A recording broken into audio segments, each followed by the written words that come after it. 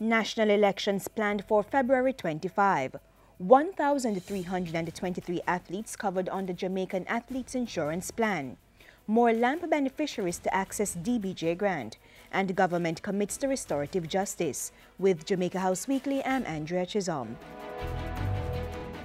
Jamaicans will participate in the 17th general elections since independence on Thursday, February 25.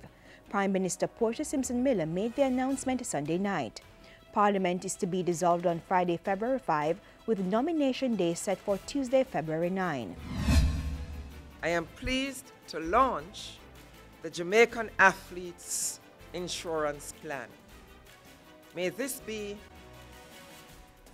a perpetual symbol of our national commitment to sport and to the well-being of our athletes. Prime Minister Portia Simpson Miller launched the Jamaican Athletes Insurance Plan last Thursday. 1,323 athletes between age 6 and 70 from 28 national associations and federations will be covered for the next 3 years. Government will fund 95% of the insurance, and the remainder will be covered by the federations and associations.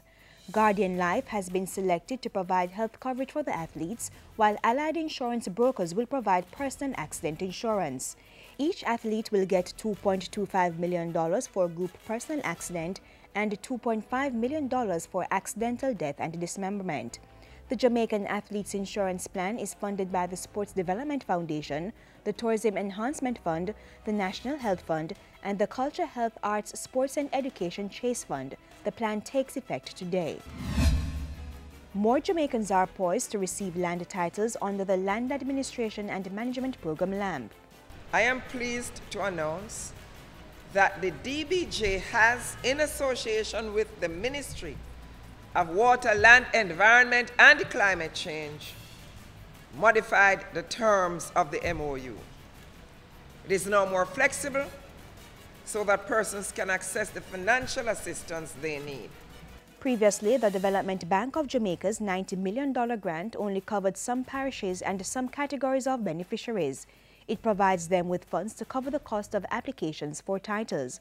Prime Minister Portia Simpson Miller announced the changes to the program on Friday as she issued 168 land titles on the LAMP. The government of Jamaica is committed to the passage of legislation in the near future to formalize the use of restorative justice. Prime Minister Portia Simpson Miller voiced that commitment on Sunday as she launched Restorative Justice Week under the theme Restorative Justice and/or Social Responsibility. She used the occasion to encourage Jamaicans to support the practices of forgiveness, responsibility and restitution, which are all part of restorative justice. There's a hope that restorative justice will lead to a more forgiving, caring Jamaica. When that is achieved, I believe there will be greater levels of peace and security in our communities and certainly our nation. To date, 9 restorative justice centers have been established across the island. On Sunday, Mrs. Simpson Miller also reiterated her call for greater care and protection for the nation's children. Her message was delivered by Information Minister Senator Sandria Faulkner at a prayer breakfast held by the Caribbean Conference of Seventh-day Christians. We can begin by returning to the days when the community nurtured and cared for the children. If you know of instances of children being abused, don't keep silent or turn a blind eye. The prayer breakfast was held under the theme, Save Our Children, Save Our Future. Back at Jamaica House on Tuesday, Prime Minister Simpson Miller welcomed the new Chinese ambassador to Jamaica. The two spoke of deepening Jamaica-China relations, which has already resulted in a number of developments, chief among them the north-south leg of Highway 2000.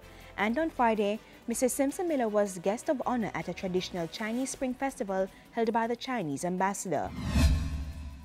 And upon news that renowned painter Barrington Watson had passed, Prime Minister Simpson Miller sent condolences to the family and friends of the master painter.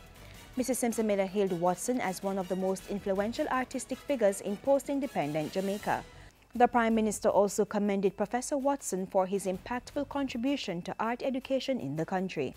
And that's it for Jamaica House Weekly. Do join us next time for the latest stories coming out of the office of the Prime Minister.